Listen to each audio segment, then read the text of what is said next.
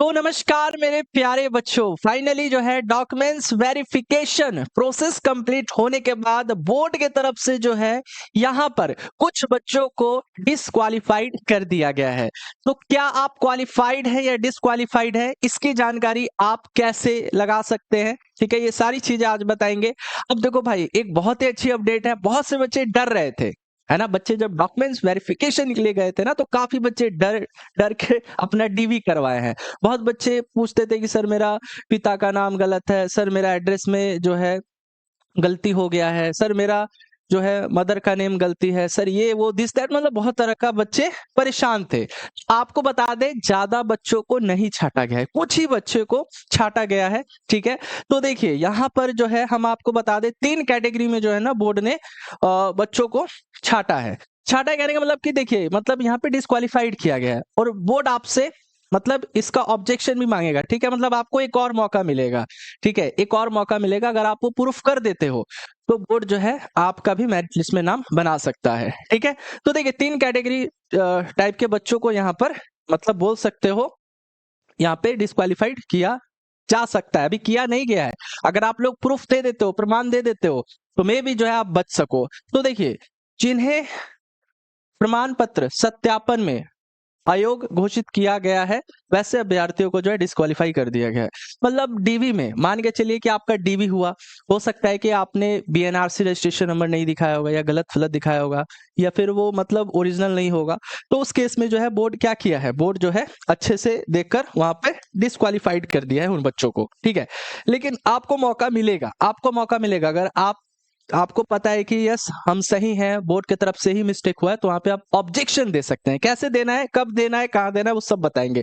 उसके बाद वैसे स्टूडेंट जिनके द्वारा आवेदित कोटि के अनुरूप वांछित वैलिड दस्तावेज उपलब्ध नहीं कराने के कारण आवेदित कोटि का लाभ नहीं दिया गया, तो कुछ बच्चों को उनके कैटेगरी का लाभ नहीं दिया गया है। क्यों नहीं दिया गया? हो सकता है उन्होंने डीवी के दौरान जो है अपना कास्ट सर्टिफिकेट पुराना दिखाया होगा या वैलिड नहीं दिखाया होगा, तो वैसे बच्चों को लाभ नहीं दिया गया। तो वैसे बच्चे भी एक तरह से डिस्क्वालिफाइड ही हो गए। मान के चलो कि अगर आपका एससी कास्ट सर्टिफिकेट मतलब बहुत ही पुराना था या वैलिड नहीं था, तो हो सकता है आपको छाट दिया हो। तो अब आप यूआर से फाइट करेंगे, तो यूआर से फिर आपके लिए जो है कंपटीशन ज्यादा हो जाएगा। यूआर का कट ऑफ अलग होता है। ठीक है, तो अगर देखिए, अगर आप सही हैं तो आपको घबराने की जरूरत नहीं है। अगर आप सही है ना, तो आपको घबराने की जरूरत नहीं है, आप भी ऑब्जेक्शन दे सकते हैं। ठीक है, मतलब वहां पे बोर्ड को बता सकते हैं कि नहीं, हमने जो दिया है वो सही है, आप ये प्रूफ देखिए, ये देखिए, वो देखिए। इस तरीके से जो है आप चीजों को रख सकते हैं, अपनी बातों को रख सकते हैं। उसके बाद वैसे स्टूडेंट जिन्हें कोविड-19 से संबंधित कार्य अनुभव का लाभ नहीं दिया गया है ना। मतलब बहुत से ऐसे भी बच्चे हैं, मतलब कुछ ही बच्चे हैं जिन्हें कोविड-19 से संबंधित वर्क एक्सपीरियंस का लाभ नहीं दिया गया, तो उनका भी लिस्ट निकाला गया। मतलब ये 3 तरह का लिस्ट जो है आया है। ये तीनों लिस्ट में आपको भेज दूंगा। ठीक है, ये तीनों लिस्ट में आपको भेज दूंगा। कहाँ? तो ये आपको मिल जाएगा, हमारा टेलीग्राम चैनल है। देखिए हमारा टेलीग्राम चैनल है, यहाँ पे देख सकते हो। ठीक है, ये है नर्सिंग एकेडमी 123, ज्वाइन हो जाओ। इसी में मैं ये तीनों लिस्ट भेज दूंगा। पहला कि डीवी को लेकर किन किन बच्चे को छाटा गया है, मतलब डॉक्यूमेंट्स को लेकर। उसके बाद दूसरा दूसरा जो है किनको कास्ट सर्टिफिकेट का लाभ नहीं मिला है।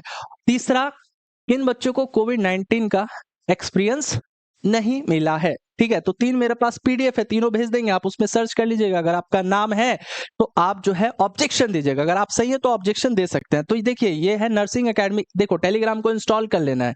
इंस्टॉल करने के बाद सर्च बॉक्स में जाना है और एक साथ सर्च करना है नर्सिंग एकेडमी 123। एक साथ सर्च करना है नर्सिंग एकेडमी 123 और ज्वाइन हो जाना है। ठीक है, तो देखिए, अगर मैं बात करूं कि कुल कितने बच्चों को छाटा गया है, तो देखिए डॉक्यूमेंट्स को लेकर कितने बच्चों को डिस्क्वालिफाइड किया गया है, तो ये 317। उसके बाद किन बच्चों को कैटेगरी का लाभ नहीं दिया गया है, तो 101 बच्चों को नहीं दिया गया है। वर्क एक्सपीरियंस किन को नहीं मिला है, मतलब वर्क एक्सपीरियंस का मार्क्स किन को नहीं मिला है, वर्क एक्सपीरियंस का मार्क्स किन को नहीं मिला है, किन को नहीं मिला है, मतलब देख सकते हो 197 बच्चों को नहीं मिला है। तो इसका मतलब देखिए, आप सबको पता है 7780 बच्चे को डीवी के लिए बुलाया गया था। 7780 है ना, 7780 ही था ना, 7780 था। एक बार जल्दी से कंफर्म कर देंगे, एक बार 1 मिनट जल्दी से कंफर्म कर देंगे। 7780 बच्चे ही थे ना जिनको डीवी के लिए बुलाया गया था। बिल्कुल, देखिए 7000 है ना, ध्यान से समझिए, 7780 बच्चे थे ठीक है, जिनको डीवी के लिए बुलाया गया था।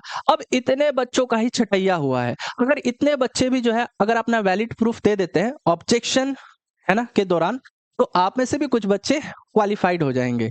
ठीक है, तो अब इसका मतलब यहाँ पे कितने बच्चे क्वालिफाइड हैं? लगभग 7,165 बच्चे क्वालिफाइड हैं। तो देखो सीट भी कम है, 5,006 है। तो क्या इन सभी बच्चों को जॉब मिलेगा? जी नहीं। अब एक फिर से फाइनल मेरिट लिस्ट जो है जारी होगा।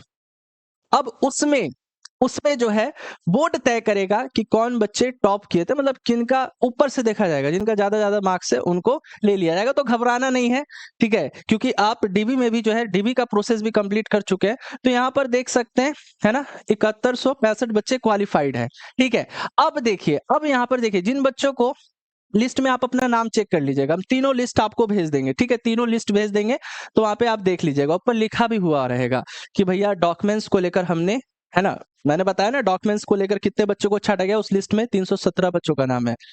कैटेगरी का लाभ कितने को नहीं दिया गया? तो 101 बच्चों को नहीं दिया गया। वर्क एक्सपीरियंस किनको नहीं मिला है, उसका मार्क्स तो 197। तो हम ये पीडीएफ भेज देंगे, आप देख लीजिएगा टेलीग्राम पे। ठीक है, उसके बाद अब जो बच्चे मतलब डिस्क्वालिफाइड है ना, डीवी में, हो सकता है कि उनका बीएनआरसी रजिस्ट्रेशन नंबर गलत हो, वैलिड नहीं हो, उन बच्चों को कब बुलाया गया है? 17 फरवरी को बुलाया गया है, 10 से 5 के बीच में। ठीक है, अब वैसे स्टूडेंट, है ना, जिनको कैटेगरी का जो है लाभ नहीं मिल पाया है ना, कैटेगरी का जो है लाभ नहीं मिल पाया है, या फिर वैसे बच्चे जिनको कोविड-19 से संबंधित वर्क एक्सपीरियंस का मार्क्स नहीं मिल पाया है, तो आप लोग 18 तारीख को जाइएगा 10 से लेकर 5 बजे तक।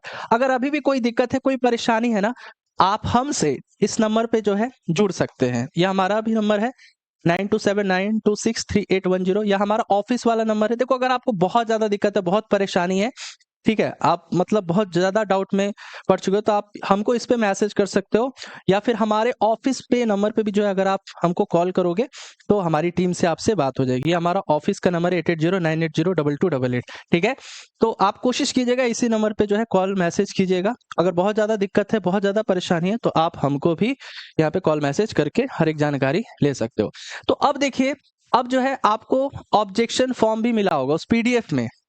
वो जो पीडीएफ हम भेजेंगे तो उसमें ये जो है ऑब्जेक्शन फॉर्म है, तो यहाँ पे सारा डिटेल भरना है। आपका एप्लीकेशन नंबर, रोल नंबर, आपका नाम, पिता का नाम, उसके बाद आपको यहाँ पे पहचान पत्र, कोई भी आधार कार्ड वगैरह, उसके बाद यहाँ पे आपत्ति का कारण मतलब बता देना, डॉक्यूमेंट्स वगैरह। ठीक है, मतलब वहाँ पे वो सारी चीजें बता देंगे। जो जो समझ में आ रहा है फिलअप कर लीजिएगा, जो नहीं आएगा वहाँ पे जो है आपकी हेल्प कर दी जाएगी। ठीक है, अब देखिए, अगर आप बीटीएससी एएनएम परमानेंट वैकेंसी की तैयारी करना चाहते हैं, देखिए फाइनली ये प्रोसेस तो लगभग 99% कंप्लीट हो चुका है ना, काफी बच्चों का इसमें सिलेक्शन हो गया है।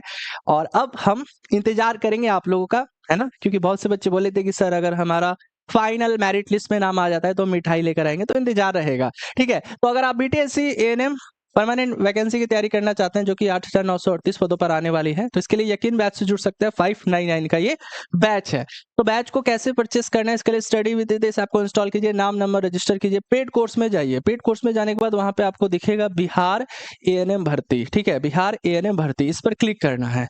इस पर क्लिक करने के बाद यकीन बैच को सिलेक्ट कर देना, पे नाउ कर देना है। अधिक जानकारी के लिए दिए गए नंबर पे कॉल भी कर सकते हैं। Thank you so much.